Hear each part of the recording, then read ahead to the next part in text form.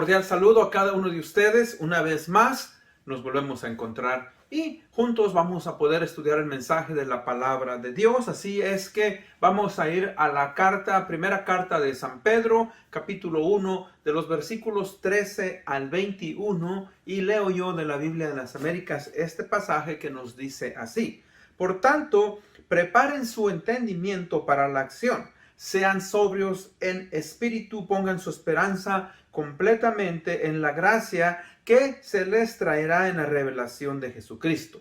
Como hijos obedientes, no se conformen a los deseos que antes tenían en su ignorancia, sino que así como aquel que los llamó es santo, así también ustedes sean santos en toda su manera de vivir, porque escrito está: sean santos porque yo soy santo. Y si invocan como Padre a aquel que imparcialmente juzga según la obra de cada uno, condúzcanse con temor durante el tiempo de su peregrinación.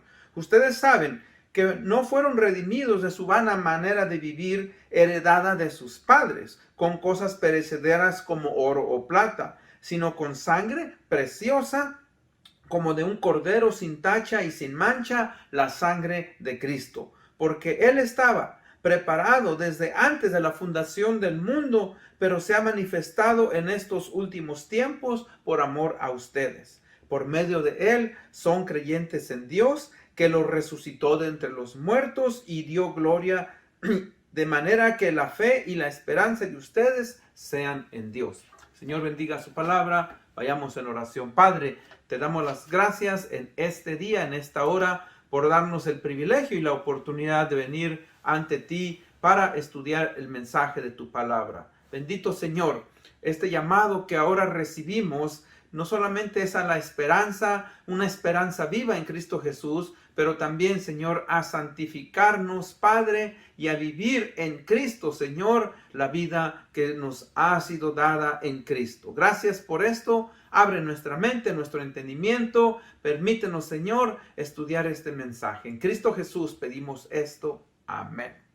Bueno, hermanos, amigos que me escuchan, pues vamos a estudiar nuevamente. Seguimos adelante con la carta del apóstol Pedro, y el mensaje de hoy es un llamado a vivir en diligencia y santidad en Jesucristo. Un llamado a vivir en diligencia y santidad en Jesucristo. Sabemos que la carta que el apóstol Pedro escribió, o las dos cartas, estamos estudiando la primera carta, tiene muchos temas, pero siempre debemos de mantener en claro que el llamado del creyente a seguir, ¿verdad?, que Él nos hizo es por medio de esa esperanza en Cristo Jesús, a través también de las pruebas y las tribulaciones. O sea que todos los cristianos vamos a experimentar en nuestra vida, de una u otra manera, pruebas y dificultades. Y Jesús lo dijo de esta manera. Dice: estas cosas os he hablado para que en mí tengáis paz. En el mundo tendréis aflicción, pero confiad, yo he vencido al mundo. Juan 16:33. Y es muy probable que Pedro tenía esas palabras del Señor Jesucristo en su mente, las tenía muy en claro, como muchas otras cosas que él tenía en su mente. O sea, recuerden, el apóstol Pedro fue uno de los discípulos más apegados al Señor Jesucristo y escuchó muchas de las enseñanzas de nuestro Señor. Por eso, cuando él escribe su carta, me imagino que él va al pasado. Y estas palabras que el Señor escribió: en el mundo tendréis aflicción, pero confiad, yo he vencido al mundo. Él está ahora escribiendo y relatando a los creyentes que están siendo perseguidos, que están pasando por dificultades, por pruebas. Él está ahora, ¿verdad?, haciendo un llamado a todos los creyentes. Ahora, no solamente de esos tiempos, sino de todos los tiempos, a vivir en diligencia y en santidad en el Señor Jesucristo. Recordemos que cada época de la historia del cristianismo siempre, ¿verdad?, ha atravesado por ciertos retos. O sea, para todos los cristianos de todas las épocas ha habido retos y para nosotros obviamente no es la excepción. Pero Dios en su palabra nos ha dado ciertos principios y el principio que aquí nos quiere enseñar Pedro es que a través de la diligencia y a través de la santidad sigamos adelante, ¿verdad? En la vida que Dios nos ha dado, en la nueva vida espiritual que es un peregrinaje hasta el día en el cual Él nos vuelva a llamar y estemos eternamente con nuestro Señor Jesucristo. Así es que Pedro pues nos anima a no desmayar y poner nuestra esperanza en Jesucristo hasta el último día de nuestra existencia. Por eso, como siempre, hago ese llamado.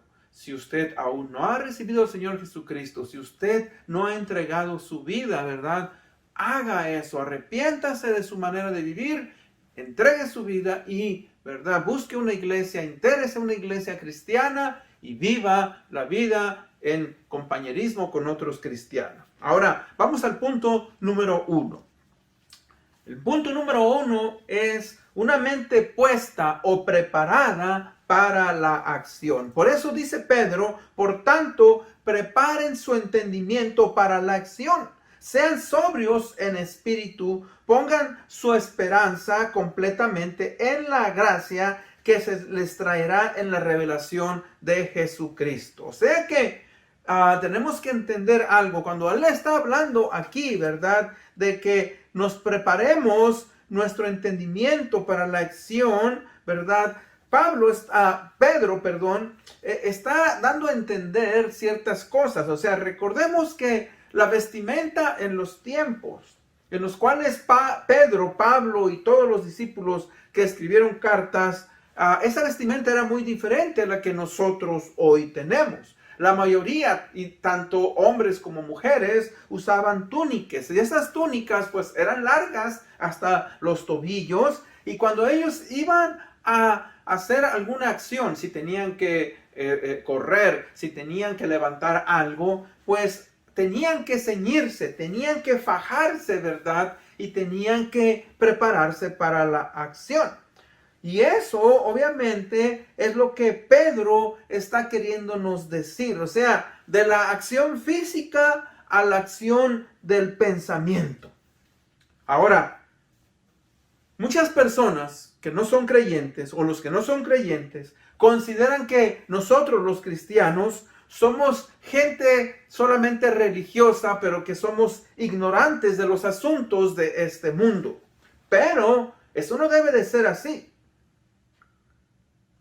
De hecho, fíjese que cuando usted lee esta carta, yo le recomiendo que lea toda la carta, y usted analiza esa carta, se pregunta y dice, ¿cómo es posible que una persona como Pedro, una persona sin preparación académica, escribió algo como lo que nosotros estamos estudiando?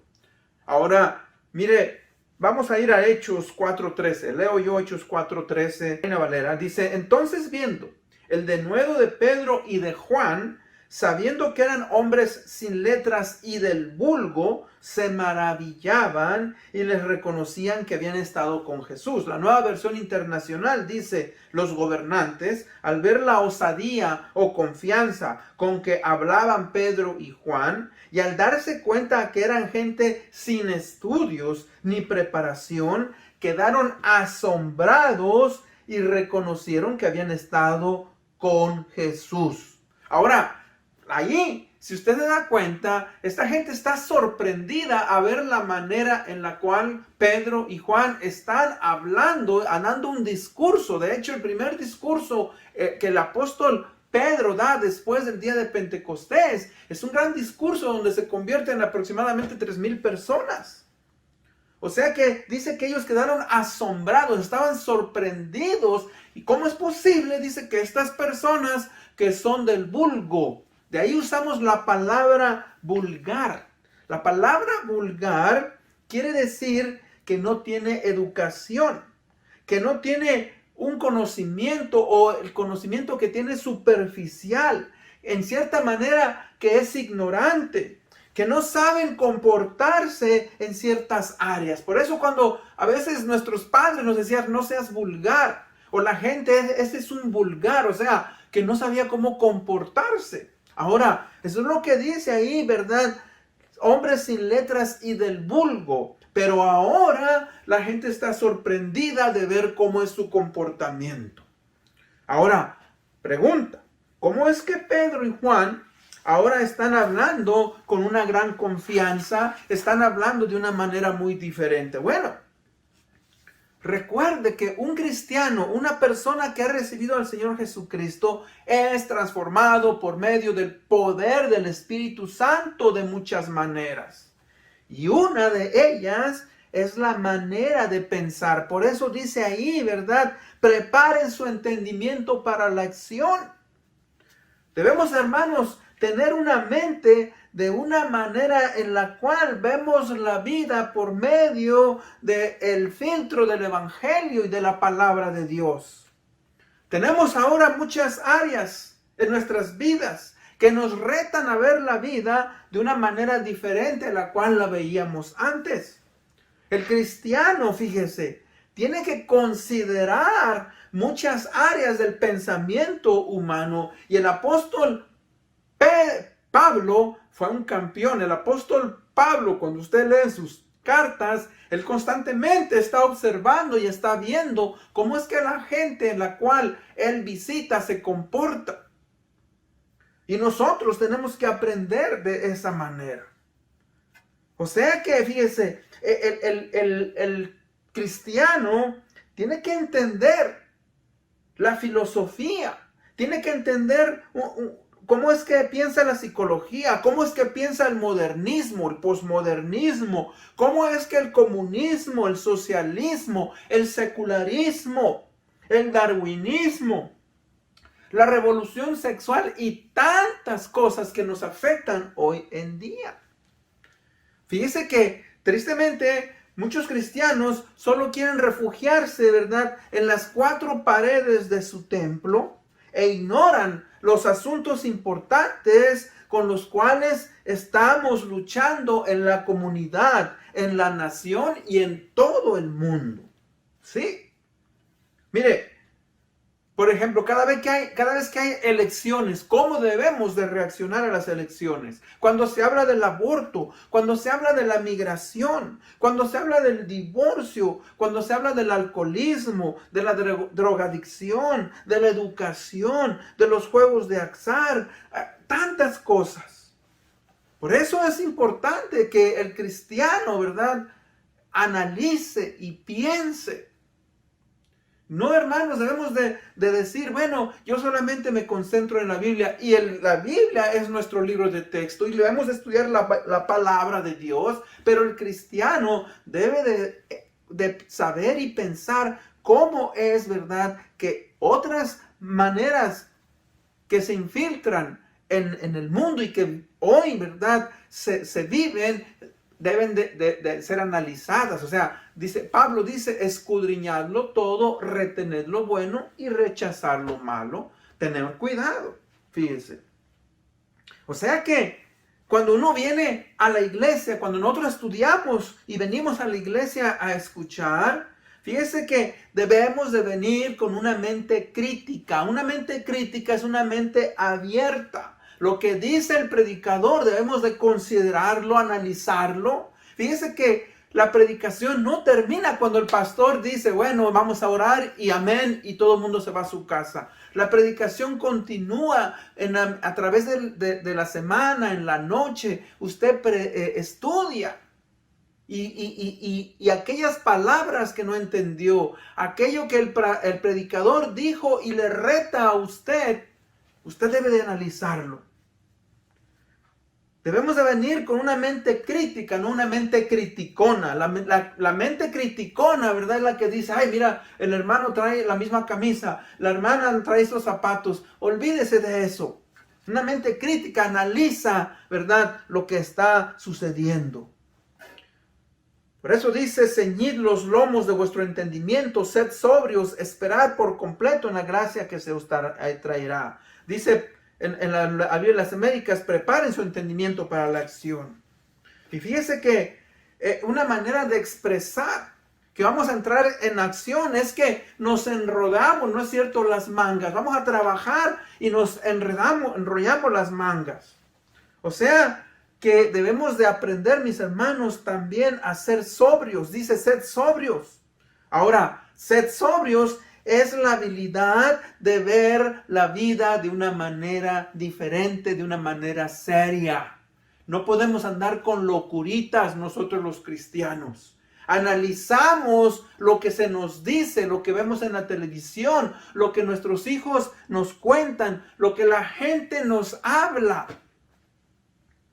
Por ejemplo, esta revolución sexual y lo que ahora, ¿verdad? Las operaciones que se están haciendo nuestros niños, nuestros jóvenes en el cambio de sexo, la revolución de los géneros. La palabra de Dios simplemente nos dice, ¿verdad?, que Dios hizo a Adán, varón y hembra los hizo Dios. O sea, hay una gran confusión y aún a veces el cristiano es confundido. Pero debemos ir a la palabra de Dios, una mente, ¿verdad?, que está seria. Dice el escritor de Hebreos 12:1, por tanto, puesto que tenemos en derredor nuestro tan gran nube de testigos, despojémonos también de todo peso y del pecado que tan fácilmente nos envuelve y corramos con paciencia la carrera que tenemos por delante. O sea que un teólogo dice lo siguiente, el autor de Hebreos visualiza a estos antiguos campeones de la fe del capítulo 11 como espectadores del cielo que nos animan mientras nosotros, ¿verdad?, nos esforzamos para continuar adelante, para caminar en la vida cristiana. Así como se corre una competencia atlética, el cristiano debe de hacerlo. Y dice que nos despojemos, ¿verdad?, del peso y del pecado. O sea, que Pedro aquí nos anima y nos exhorta a no perder el enfoque espiritual. ¿Por qué? Porque cuando pasamos por tribulaciones y dificultades y pruebas, tendemos, ¿verdad?, a perder ese enfoque. Debemos, hermanos, de mantenernos fiel a los principios de la palabra de Dios.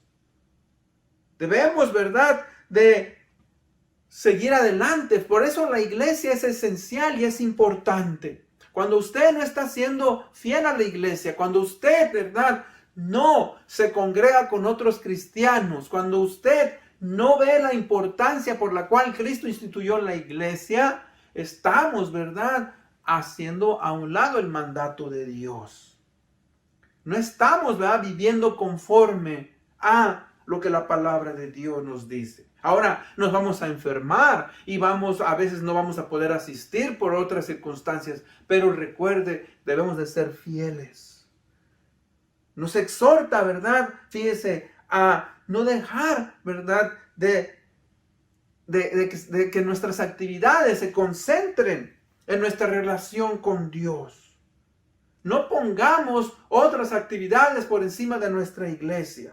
A veces le damos más prioridad a la familia, a nuestros amigos, a nuestro trabajo, al dinero, a las posiciones materiales.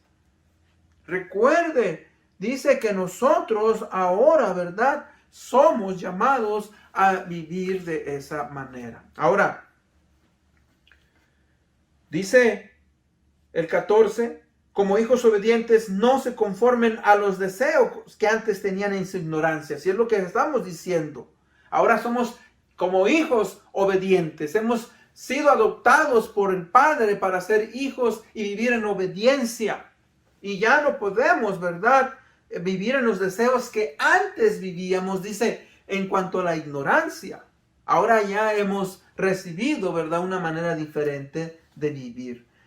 Ahora fíjese lo que dice el versículo 15, sino que así como aquel que los llamó es santo, así también sean ustedes santos en toda su manera de vivir, porque escrito está, sean santos porque yo soy santo. O sea que el punto número 2 es que somos llamados a vivir en santidad, un llamado a la santidad.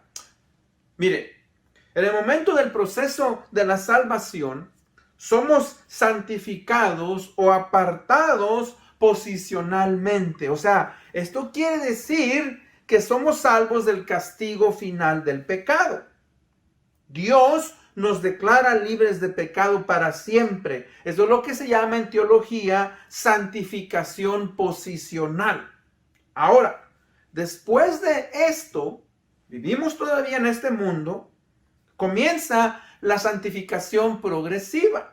Ahora, la santificación progresiva es el proceso por medio del cual somos salvos de la práctica y el poder del pecado. O sea, seguimos viviendo en este mundo y vamos a seguir batallando con la naturaleza pecadora hasta el último día de nuestra vida. Así es que el llamado al cristiano es que debe de seguir buscando crecer y madurar en la vida espiritual. Y debemos de buscar ser como Dios. O sea que la santidad no es una opción para el creyente, es un mandato. La palabra santo significa estar apartados, separados, consagrados para Dios. A veces hay gente que no entiende esto. Y nosotros queremos honrar a Dios y nos evitamos hacer ciertas cosas y se nos critica, mira el santito, mira ya no peca. Hermano, eso no es para nosotros. Queremos honrar a Dios. Es un mandato, sed santos, dice Dios, como yo soy santo. Eso lo trajo Pedro, ¿verdad? Del libro de Levítico 11:14, donde él le dice a la nación, ¿verdad? A la nación de Israel que sean santos. Ahora,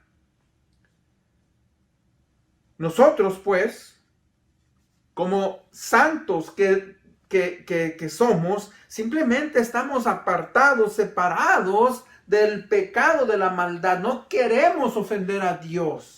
El cristiano, fíjese que no es una persona, cuando se dice que es santo, no es una persona que hace milagros y concede el perdón de pecados, como algunas de las religiones lo quieren presentar. No. Su meta es la de vivir enfocado, agradando a Dios y separándose del mal. Eso es todo. En Proverbios 8:13 dice, el temor de Jehová es el aborrecer el mal. Una persona que teme a Dios se aparta del mal. O sea que la santidad en el creyente es un cambio de conducta o de su estilo de vida. Dice aquí en el versículo 18, ustedes saben que no fueron redimidos de su vana manera de vivir heredada de sus padres con cosas perecederas o con oro, como oro o plata. Dice esta versión, ustedes saben que no fueron redimidos de su mala manera de vivir heredada de sus padres con cosas perecederas como oro o plata. O sea, que aquí se nos hace un énfasis a vivir de una manera diferente. Fíjese que así se nos habla de un control. Cuando digo de un control, ¿verdad? ¿De quién? Antes éramos controlados por nuestras pasiones. Antes éramos controlados, ¿verdad? Por los pensamientos satánicos.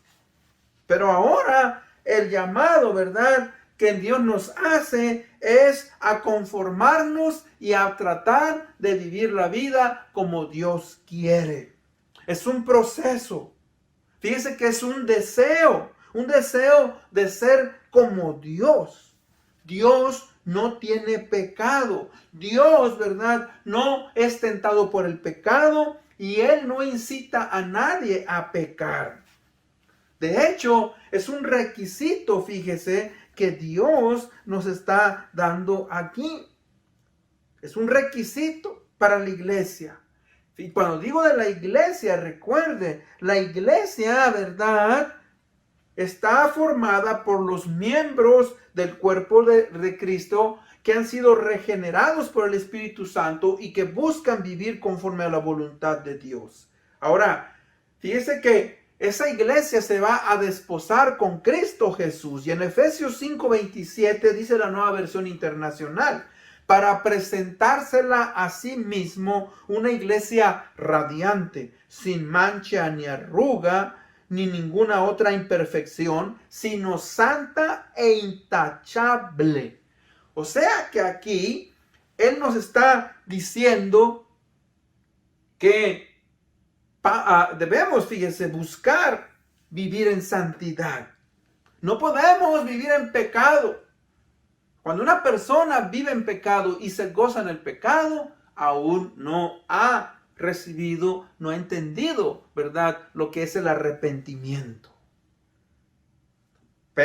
Pablo escribe en Efesios, ¿verdad? Dice que él se va a presentar esa iglesia. ¿Y sabe qué? No, si una persona no vive en santidad, no puede estar con Cristo por eternidad.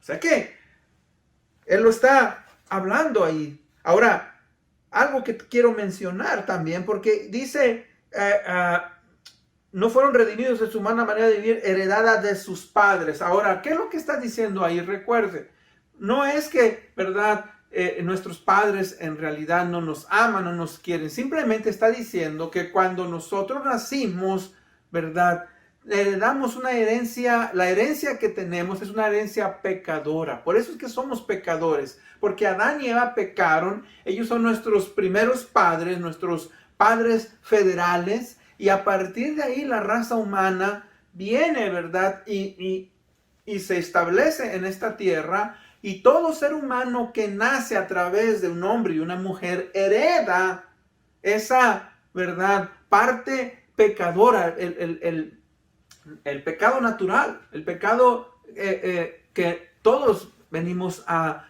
crecer y a nacer. Y eso es lo que nos está diciendo, ¿verdad?, que heredamos de nuestros padres, tristemente, la naturaleza pecadora. Y no es que, ¿verdad?, nosotros debemos deshonrar y no amar a nuestros padres. Ellos, obviamente, de la misma manera, heredaron de sus padres una naturaleza pecadora. Y esa es la herencia que todo mundo recibe, tristemente.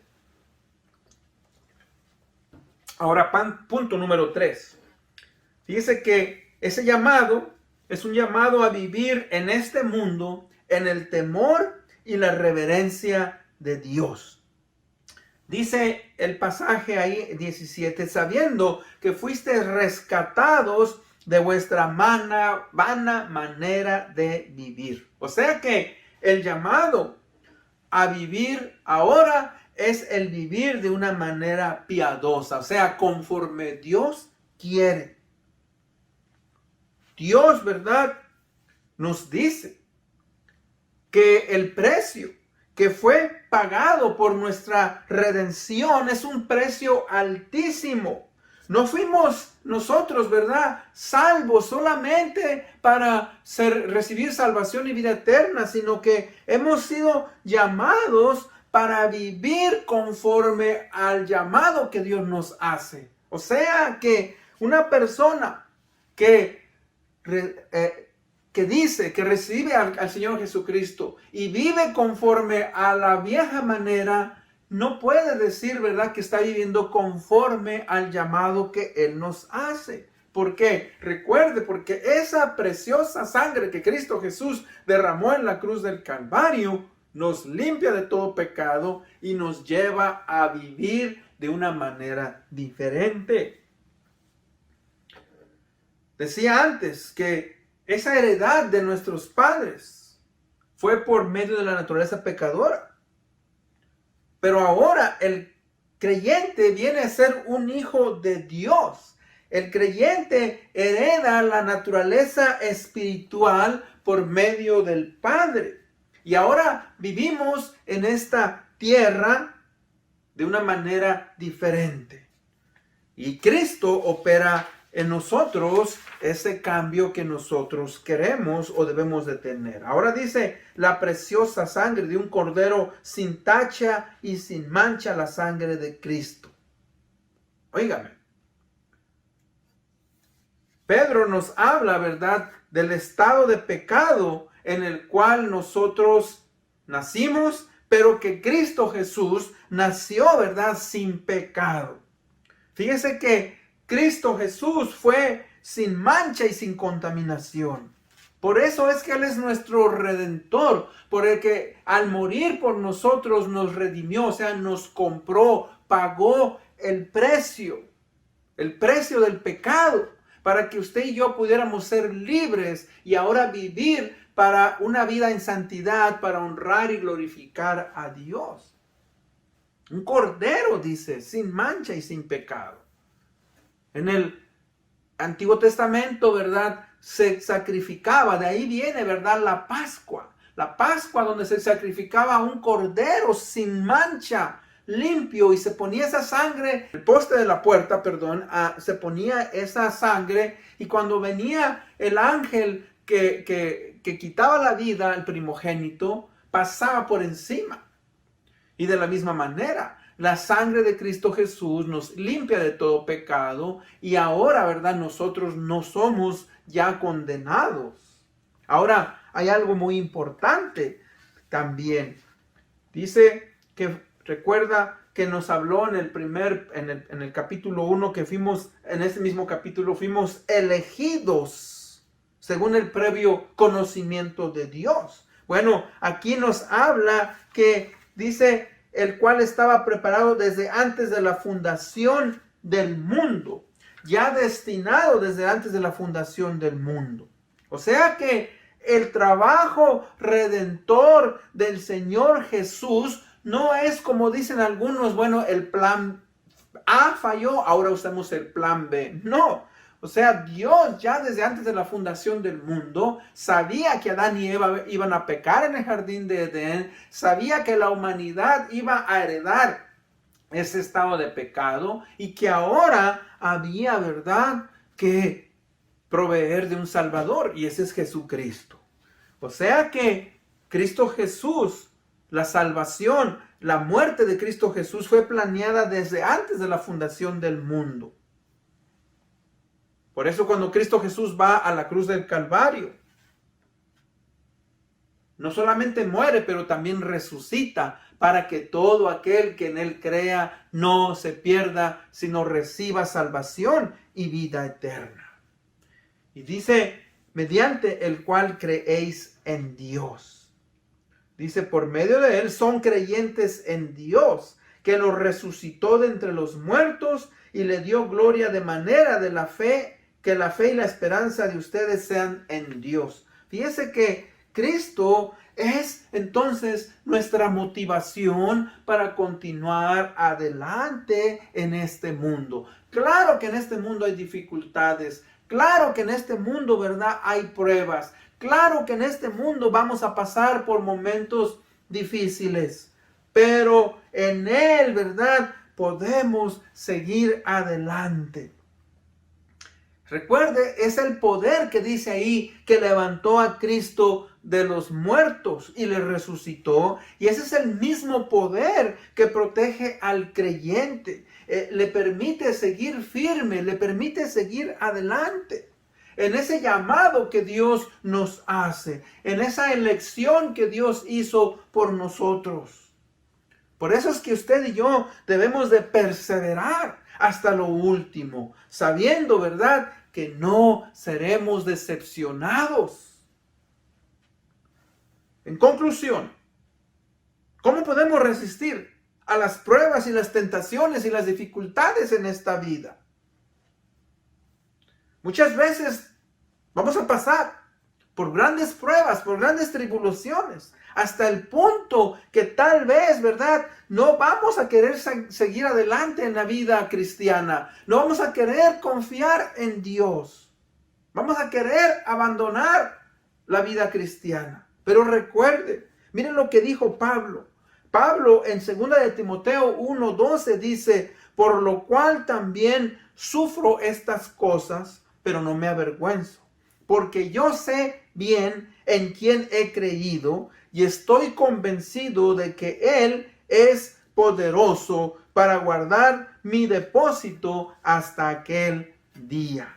O sea que nuestra confianza está en Cristo. Y aunque vamos a sufrir y vamos a pasar por diferentes pruebas, no tenemos que sentirnos sin valor. Hemos puesto nuestra confianza en Cristo Jesús. Él es poderoso, dice, para mantenernos firmes. Un teólogo dijo lo siguiente: Pablo le había entregado todo a Jesús: su vida, su cuerpo, su carácter, su reputación, su trabajo. Todo lo que era valioso para Pablo se lo entregó al Señor Jesucristo. Y confiaba en el Señor Jesucristo. Y sabía que el Señor Jesucristo, ¿verdad?, iba a llevar adelante la obra en su vida y lo iba a perfeccionar hasta el día en que lo llamara a su presencia. Y la pregunta es esa: ¿qué necesita entregar usted? ¿Qué necesita darle en este momento a nuestro Dios? Debemos entonces de entender, ¿verdad?, que el cristiano tiene esa esperanza, que el cristiano, ¿verdad?, ha sido llamado a vivir en diligencia y en santidad a través del Señor Jesucristo. Y con eso en mente, vamos a orar, vamos a ir en oración. Padre bendito, venimos ante tu presencia en este día, dándote las gracias, la honra y la gloria. Señor, reconocemos, Padre, que hemos sido llamados a vivir en santidad. Reconocemos, Señor, que ahora como hijos tuyos, Padre, tenemos una nueva naturaleza. Padre, gracias porque la preciosa sangre de Cristo Jesús, de un cordero sin mancha, Señor, como un cordero sin mancha fue llevado, Señor, a la cruz del Calvario, y que ahora nosotros podemos saber que podemos seguir adelante, esperando en ti a pesar de las tribulaciones y las dificultades que atravesemos en este mundo. Padre, ayúdanos a seguir adelante. Sabemos que tú eres poderoso y sabemos, Señor, que en ti estamos seguros. Te amamos, te honramos. En el bendito nombre de Cristo Jesús pedimos esto. Amén. Bueno, una vez más, les agradezco mucho por haberme acompañado. Nos vemos hasta la próxima. Bendiciones.